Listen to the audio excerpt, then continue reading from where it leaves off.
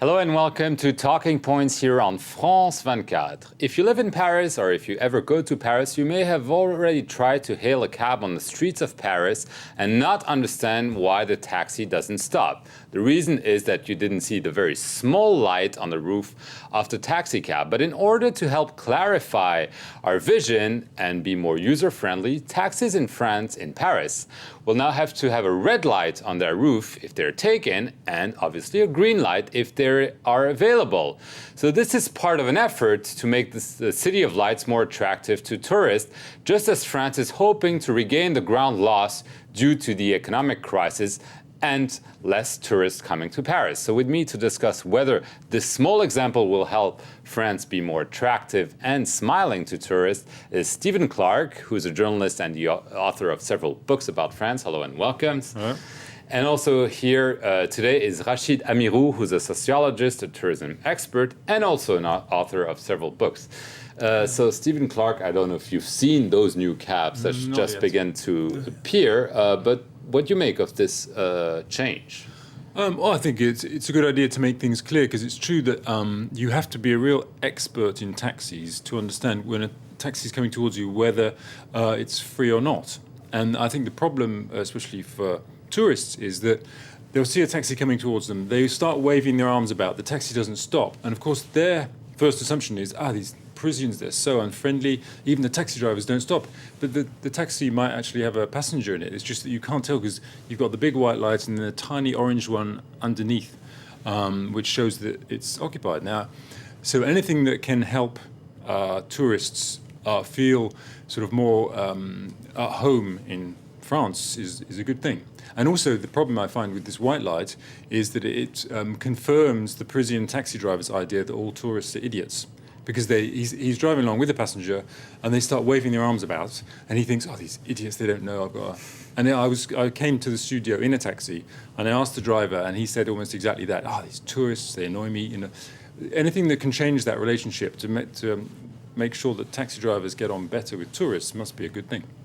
Do you agree? Yes, I try to, because there is a misunderstood between tourist and taxi, and the idea is to give the same, how you say that, same standard for all taxis, like I think to New York, for example, or London, the cabs in London. They try to have something easily to identify and easily to use. But to do that, they have to change the cars as well, because yes. The thing in France is if there are four of you and you want to get a taxi, it's almost impossible. You have to convince the driver to take all his papers and maybe his dog off the front seat, so that three can get in the back and one in the front. In London or Edinburgh or most British cities, you've got these huge taxis. Four people climb in. You can bring the dog. You can bring suitcases or furniture, whatever you want. I think it's the beginning of a big policy to renew the tourism and to fix a lot of things in the French tourism, because of course we have this problem of taxi. They don't have education or something like that. You can be taxi very easily with just a small test, and actually they try to oblige them to for example, to have some experience in or knowledge of Paris, especially the geography of Paris. Some people, they don't know Paris because they come from abroad and they don't know. You have a lot of foreigners like taxi cab, taxi driver. So we have a lot of this kind of problem, make Paris very unfriendly. Right. Speaking of unfriendly, there was a recent survey ranking taxis in big capitals around the world, and we're going to just see an example of those ranking. And Paris was essentially last in the top 10. We would just see it right now. Only 10% of the people think the Paris taxi drivers are nice. So there's a problem of reputation, not only that they should be recognizable to see if they're available or occupied, but also the way they behave with tourism. Is this maybe an exaggerated idea or is this the reality? I mean, Well, I mean, in New York, you don't talk to the taxi driver because they're behind the window, so you don't know if they're friendly or not. In London, if you're English and you actually listen to what a taxi driver is saying, you might think, oh, he's like a political maniac. They have these. I mean, the thing is about people who drive all day in cars or trucks, they get strong opinions about things. So if you actually start talking to them, they might not seem friendly because they have such strong opinions. And you can, if you're having a discussion with any taxi driver in Europe anyway, I find the taxi driver is always right. And maybe in France, because everyone wants to be right. The French always want to be right. The taxi drivers always want to be right.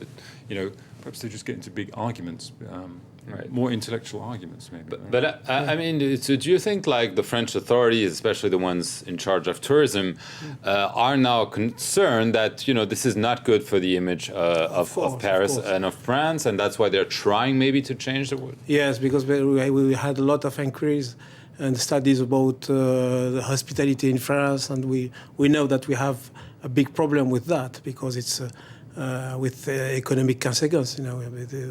We actually, France is the first one in terms of destination, but we have a problem. How many tourists in France yes. each year? Do we know?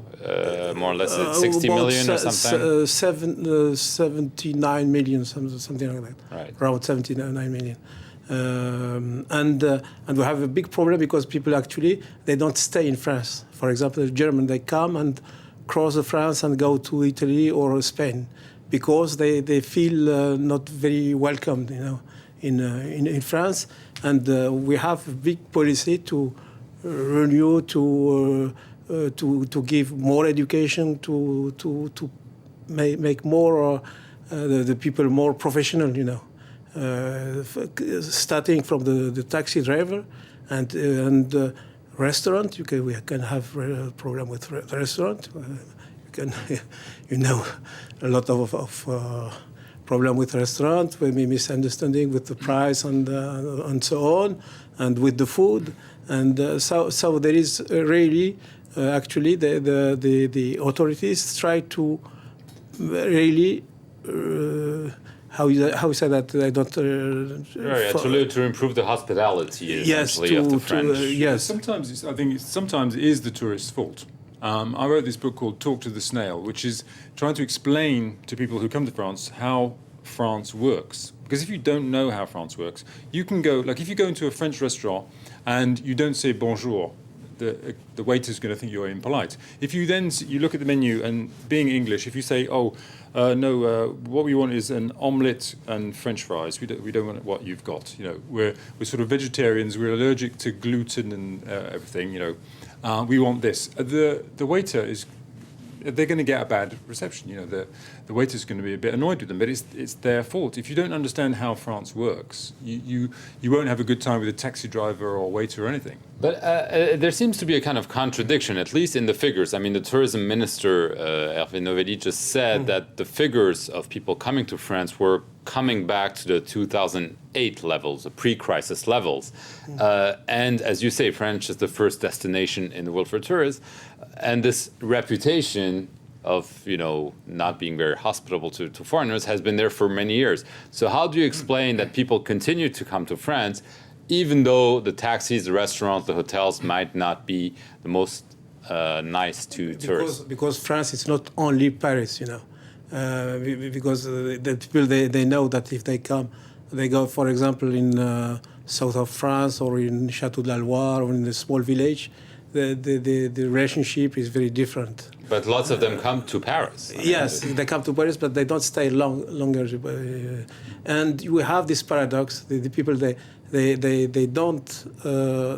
They criticize Paris, but they like Paris. But also, you've got to remember that tourists come here because they want a typical prison experience. They want to go home. They want to go home saying, "Oh, that waiter was so unpleasant." They want to tell their "Oh, I had a bad time in Paris" story. So they come here. They're masochists. They want the punishment. So you mustn't get rid of it altogether. Otherwise, people will get bored. They won't come back to Paris again. And the other reason is there is always this imaginary, what I call imaginary of Paris, romantic Paris.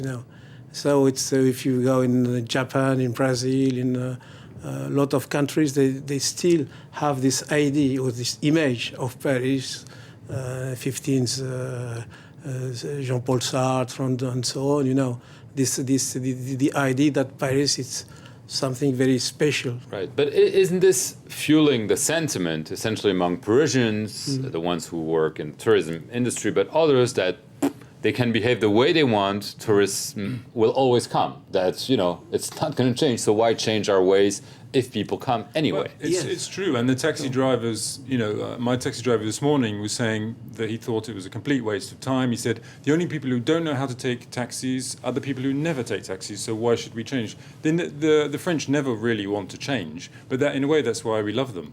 You know, because they're these sort of very unfriendly, very outspoken people. You don't want them to be all very nice and friendly. I mean, I think okay, green light, red light is a good idea, but if you take the insults out of France, it's not France anymore. They say yes, because the people that have this behavior, they say that Paris anyway, people like Paris, then they come to Paris. So we don't need to make marketing. But are they right to think this way? Yes. Are they right, or should they say why? Actually, they are not, actually we have a big problem, economic problem, even for the taxis. You know, they need to change. Well, can you just tell us what the economic problem is? Is that the economic problem is that I told you that France is the first destination for the tourists, but Spain is the first destination when the people leave money. You know, you understand what I mean? There is more money going to Spain than to France. And Spain, they have, I think, about 65 million tourists per year. And France, they have 79 million per year. You know, there is a big gap, you know, a big difference. So we try to, and we have actually a big competition with Morocco, with Tunisia. And so the people understand that the tourism, they don't... for example, we have some statistics about how long they stay in Paris. The tourists actually, they just go to Paris to visit quickly Versailles, Tour Eiffel, and so they stay less than a week. 10 years ago, people stay 15 days, or they try to stay around Paris and to enjoy Paris and the suburb. And actually, the people go very fastly and quickly to the south and to Spain and Italy. So we have really economic problem. Do you share that view that there is? I don't know the statistics, but I find that people in tourism have got a lot better. When you go to the cafe, they are a lot more friendly these days. It's just that they're more professional. You know, a Parisian waiter knows how a Parisian restaurant works. So you're working with a professional, but so if you're completely amateur, you might feel a bit uncomfortable. But generally, I find generally in France, if you say bonjour and you're polite to people, then you can get everything you want. You just have to stay calm and be polite, and in Paris you can get almost literally anything you want. You know, it would be a good idea for tourists to stay here. They'd have a much better time. I think it's there is some notions of sociology or anthropology we can give to maybe a taxi driver or even for the professional of tourism to understand other cultures. Okay, on this words of wisdom, thank you very much to both of you. And next time you come to Paris, you'll maybe look at the cabs and see what lights they have on. Thank you for watching Talking Points on France 24.